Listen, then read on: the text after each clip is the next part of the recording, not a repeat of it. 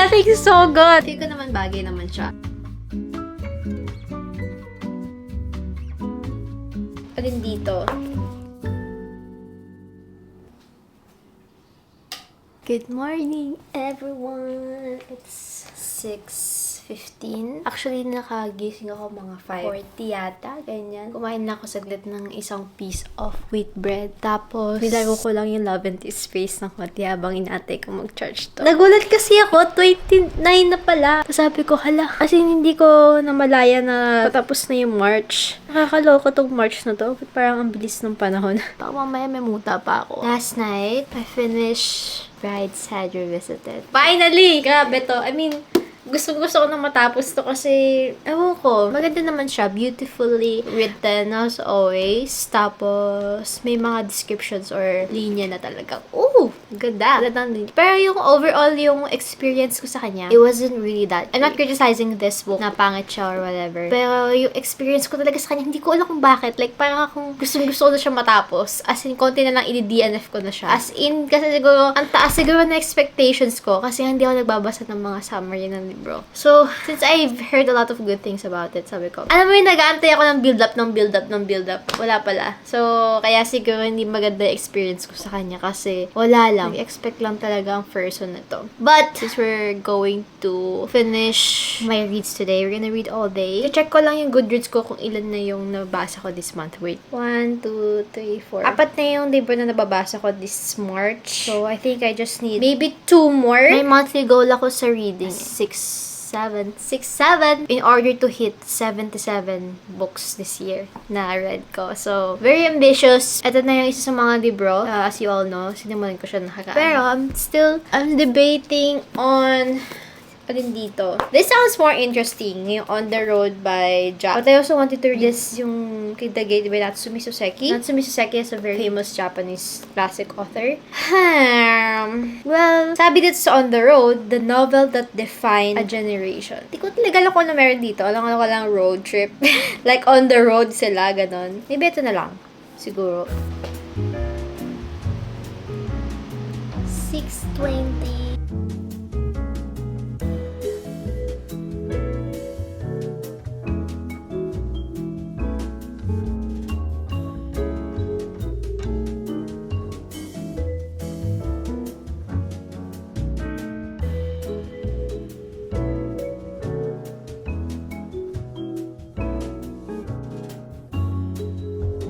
Oops! Hold that thought.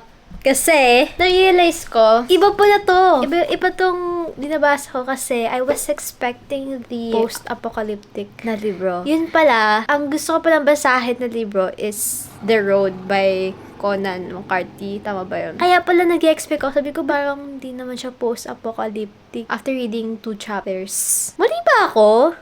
Mali pala ako! So, hindi ito yung gusto kong basahin. I think we're moving on to Rebecca West's The Return of the Soldier. Goodbye muna ha, Jack. Sorry, pero wala ako sa mood basahin ka eh. Life is too short to read books you don't wanna read pa. Sometimes there's some books that are meant to find you or meant to be read na at a certain point of your life. It finds you in the right time eh.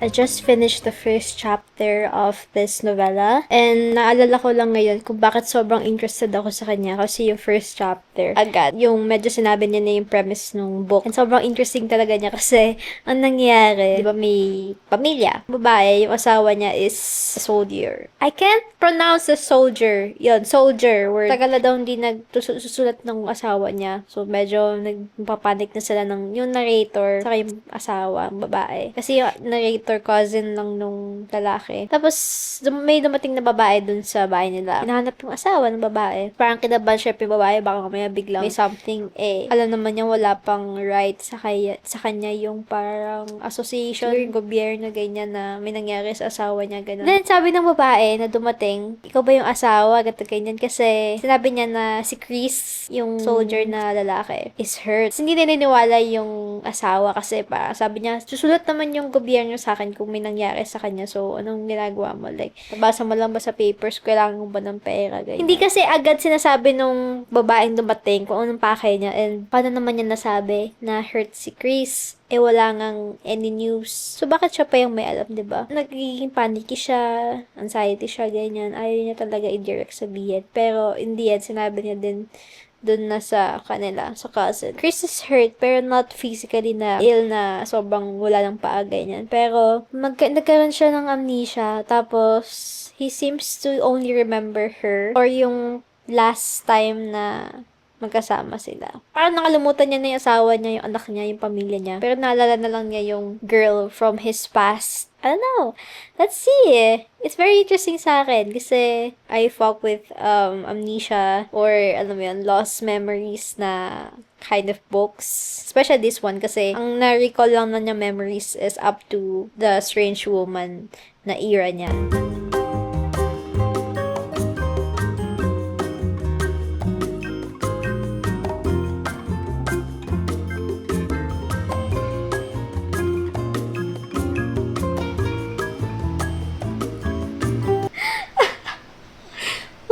Who the devil is Katie daw eh?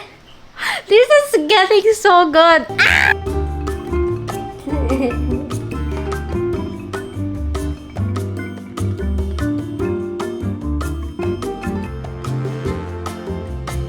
I just finished our first book of the day, The Lost Soldier by Rebecca West. Oh, crawling back to you. I don't want to spoil it that much kasi I do want to recommend it and gusto kong basahin nyo. I love finding obscure, ano ba ibang words sa hindi popular or hindi masyadong talk about classic books. I live for those. Grabe, ang ganda. I love novellas. Novellas are my favorite type of book kasi grabe yung storytelling ng ibang authors and it takes a lot of talent para magsabi ng or magkwento ng story with so little time. 5 stars. 5 stars agad to. Mwah! Gusto ko na tuloy ng physical copy neto. Kaya pag talagang nag-aano ko yung may gusto kong libro na basa ko sa Kindle, yung urge ko na, I want that physical copy so I can keep this forever. I'm gonna have my breakfast. Ano lang tayo, gardenia lang for today. And some peanut butter. I'm super hungry.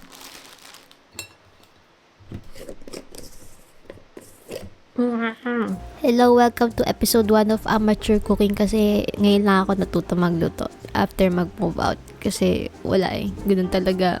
Tapos una muna syempre pinito ko muna yung baboy tapos para may fat siya ng a little bit saka oil tapos nilagay ko yung sibuyas at tomato, kamatis, ganyan. Tapos, kailangan may juice na yung kamatis, beratin ko, ganyan. Tapos, ilagay ko yung baboy. Tapos, nagata ko, black pepper yata to. Then, nalagay ko na yung patis. Tapos, lalagay ko na din yung, syempre, ang sinigang mixers naman so much. Since, hindi naman mawawala yun. Hindi ko nga alam kung paano gumawa ng sinigang na walang sinigang mix eh.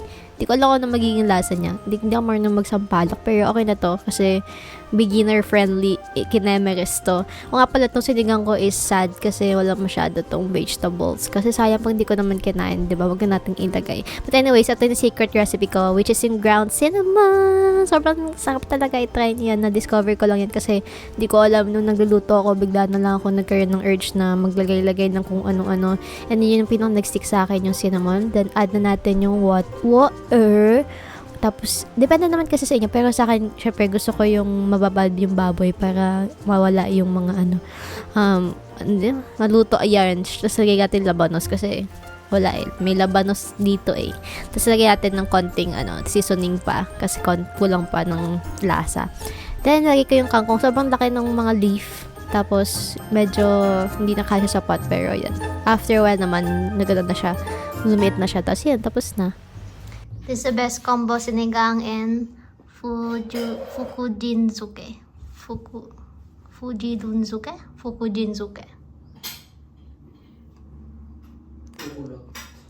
This is the saddest sinigang ever. But pinakamasarap. It's decided we're going out today. Yung current kong outfit, which I love. Naka-pants lang ako, ganyan. It's going to take us out daw. I'm gonna bring this book, which, di ba? Pansin nyo ba? Color theme siya. Pink siya. For the bag, ito lang. Is it good? I think it's good. Feel ko naman bagay naman siya. Now, for the shoes, hindi ko sure kasi ang pinagpipilian ko is itong GV ko ribbon shoes na pink.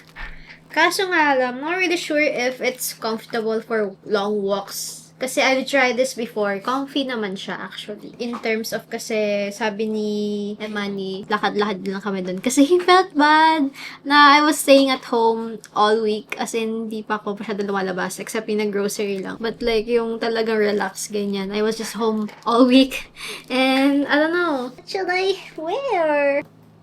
Actually, feel ko hindi ito ang right answer. Kasi masyadong ma-pink siya. So, parang it kind of clashes with the pale pink. So, I think I'm just gonna go with a comfortable na is either slippers or may Vans. Mary Jane's kasi nasa labas sila. How do I look, guys? Okay na ba? Like, ready for the date na tayo? Kasi nasama kayo. Hindi pwedeng hindi kayo sumama. Okay na ba? Okay, let's go.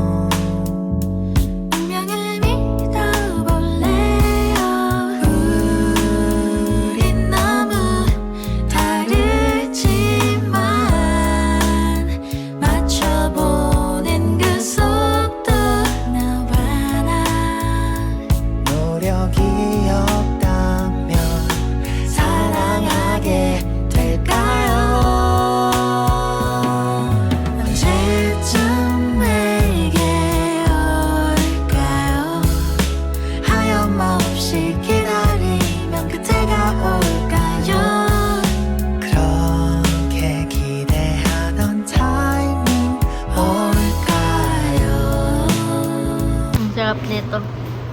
Gra. Wow.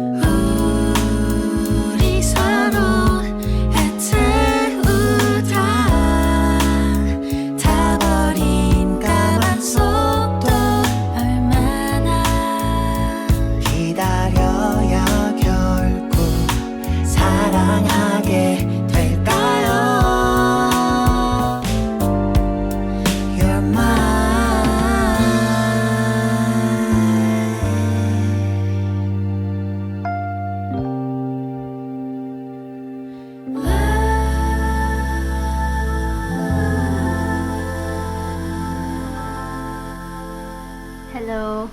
Nakalimutan ko mag-update kasi it's already 11:20 and I was just editing our vlog. Mismong itong vlog na pinapanood nyo, ini-edit ko na siya. Kasi I've learned my lesson since kahapon. Natulog ako na maaga. Tapos kanina umaga, sobrang nag-rush ako na i-edit yung video. So, I learned my lesson and balik tayo sa 12 AM na tulog, no? Para ma-put out natin yung videos natin as soon as possible. Kung may makita kayo sa background, si Baba Yaga yan. Hindi ko na siya may istorbo kasi sobrang na siya, pagod na siya as in. So, we don't talk about him in this house. Tsaka, no, I was very thankful kasi sobrang naawa daw siya sa akin kasi hindi ako lumalabas ng apartment. Tapos, ang cute kasi kanina na-like sila ng mga friends niya in Emirates. Tapos, dun sa bakery na didala niya ako kanina. Doon kasi siya tumikim ng bago. Tapos, nagigilty daw siya, sabi niya sa mga friends niya. Kasi sinabi lang sa akin ng boyfriend ng ate ko na nagigilty daw si Eman na magkitakain niya yung mga bagong pastry. Nalaman ko lang yun actually sa kanila. Hindi niya sinabi sa akin, pero wala ang funny and cute kasi wala, naalala niya ako and yun, he brought me after Nung itong gabi na natapos na ako sa edit ko, na-upload ko na. And then, that was the time that he took me there. Ayoko i-glaze. Yikes! Ayoko i-glaze yung relationship naman so much. Ayoko i-glaze siya. Tsaka, ano lang siya, si Baba Yaga. Very happy because I was able to relax a bit. And grabe, sobrang sarap nung nung natikman kong tiramisu doon sa Iho Bakery. Di ba, syempre yung normal na pastry sa gitna. So, tumingin yung mga cheese tart. Tapos, sumiklip siya ng chocolate croissant, which are both naman, masarap naman sila. Tapos, nakita ko dun sa counter. Sabi ko, iisa na lang talaga siya. I think kita sa video, iisa na lang siya ng hazelnut. Sabi ko, gusto ko talaga tikman. Parang ang sarap talaga. Syempre, nayan naman ako kasi libre naman yan. So, sabi ko, parang gusto ko na. Sabi niya, sige, kunin ka lang. Sige. Go. Tapos maliit lang siya. Maganda siya na maliit lang siya kasi parang hindi nakakasawa. Try niyo yun, yung hazelnut tiramisu ng Iho Bakery. As in, perfect. Hindi mo perfect, pero like, hindi siya ganun katamis. Trentahin things. Joke lang. Tapos sila niya yung pimple ko. Ang laki nito. Ang daming topic no? Wait lang, parang alam mo yung 10 topic yata na pag-usapan natin. But anyways, ang daldal ko. Ayoko na ng mahabang outro. Yun lang, very happy ako. Very happy ang attitude today. And I just wanna let you know that I'm just so happy to be able to read outside also a bit. And see you guys tomorrow for another vloggy. Halata bang masaya ako? Kasi feel ko halata niyo pag masaya ako eh. Kasi grabe yung energy ko today. Parang